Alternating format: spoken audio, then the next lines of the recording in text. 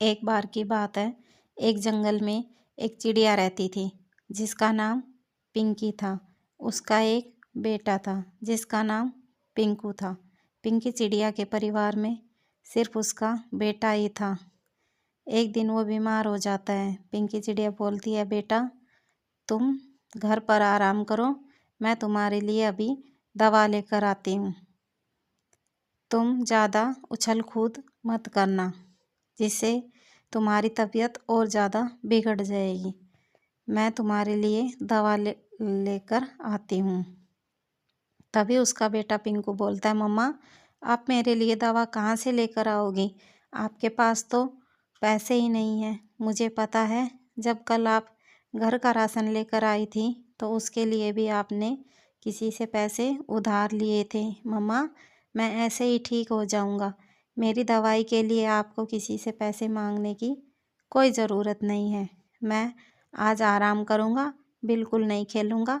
कल तक मैं बिल्कुल ठीक हो जाऊंगा। लेकिन पिंकी चिड़िया नहीं मानती है। वह उदास होकर अपने घर से बाहर निकलती है। वह रास्ते में सोचती है कि मैं किसके पास जाऊं, किससे मदद मांगूं, किससे पैसे मांगूं। तभी वह अपनी एक दोस्त सफ़ेद चिड़िया के पास जाती है। उसकी दोस्त सफ़ेद चिड़िया पूछती है, सुनाओ बहन, आज बड़े दिनों बाद मेरे घर पर आई हो और बहुत ज़्यादा दुखी भी लग रही हो। मुझे बताओ क्या बात है, तुम मुझे इतनी ज़्यादा चिंता में क्यों दिखाई दे रही हो? तभी पिंकी चिड़िया बोलती है, बहन मैं क्या करूं, मेरा बेटा बहुत बीमार है, उसे बहुत ज़ोर से बुखार आया हुआ है और मेरे पास इतने पैसे भी नहीं हैं कि मैं उसके लिए दवा लेकर आ सकूं। मुझे तो बड़ी ही चिंता हो रही है। अगर मैंने उसे समय पर दवा लाकर नहीं दी तो वो बुखार से मर जाएगा। मैं क्या करूँगी बहन, मेरी ज़िंदगी में उसके सिवा और है ही कौन? मैं तो बिल्कुल अकेली हो जाऊँगी, मैं तो मर ही जाऊँगी। तभी सफ़ेद चिड़िया उसे अपने एक जानकार के पास ले जाती है जो कि ब्याज में पैसे देता था। सफ़ेद चिड़िया बोलती है, सुनो, ये मेरी दोस्त पिंकी चिड़िया है, इसका बेटा बहुत ज़्यादा बीमार है, इसे उसके लिए दवा लेनी है और दवा के लिए इसके पास पैसे नहीं हैं। आप प्लीज़ इसकी कुछ मदद कर दें, आपकी बड़ी मेहरबानी होगी। तभी उसका दोस्त बोलता है, मेरे पास मुफ्त में बांटने के लिए पैसे नहीं है। मैं हर पैसे पर ब्याज लेता हूँ। चाहे कोई कितने ही दिन के लिए मुझसे पैसे लेकर जाए, मैं हमेशा समय पर पैसे लेता हूँ और ब्याज के साथ लेता हूँ। अगर कोई समय से पहले भी पैसा लौटाना चाहे तो उसे मेरा पैसा पूरे ब्याज के साथ ही देना होगा। फ्री में यहाँ कुछ नहीं बंटता है। तभी पिंकी चिड़िया पैसे लेने के लिए हाँ बोल देती है। वह ब्याज पर पैसे उधार ले लेती है। वह बोलती है, अगर मैंने पैसे नहीं लिए तो मैं मेरे बेटे के लिए दवा नहीं ले जा पाऊँगी और मेरा बेटा बुखार में तड़प तड़प कर मर जाएगा। आप मुझे पैसे दे दे, मैं आपके सारे पैसे ब्याज के साथ वापस कर दूँगी। जब पिंकी चिड़िया घर पर आती है तो देखती है कि उसका बेटा ज़मीन पर पड़ा हुआ है। वह ज़ोर ज़ोर से रोती है और बोलती है, बेटा तुम्हें क्या हुआ? मैं तो बड़ी ही अभागन माँ हूँ। मैंने अपने बेटे को मार दिया। मैंने पैसे के भरोसे तुम्हें मार दिया। मैं समय पर अगर दवा लाकर तुम्हें दे देती तो आज तुम मेरे पास होते। पिंकी दुखी होती है और अपनी दोस्त के घर जाती है। वह रोते रोते उसे बताती है कि बहन मेरा बेटा तो मर गया। मैं जब तक दवा लेकर घर पर पहुंची तब तक मेरा बेटा इस दुनिया में नहीं था। बहन अब ये पैसे मेरे किस काम के हैं?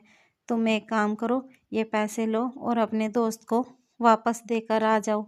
अब मेरे ये पैसे कोई काम के नहीं हैं। उसकी दोस्त बोलती है, बहन तुम मेरे साथ चलो, वहाँ पर जो भी जैसी भी बात होगी अपने आप सुन लेना। मुझे नहीं लगता कि मेरा दोस्त तुम्हें ये पैसे देने देगा। वह इन पैसों के साथ ब्याज भी वसूल करेगा। तुम मेरे साथ ही चलो, खुद सुन लेना।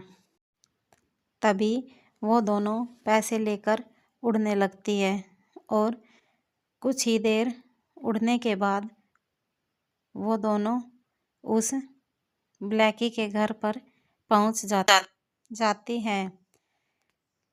तभी वह बोलता है, इतनी जल्दी पैसे लेकर आ गई हो। मैं तो इतनी जल्दी कभी पैसे वापस नहीं लेता हूँ।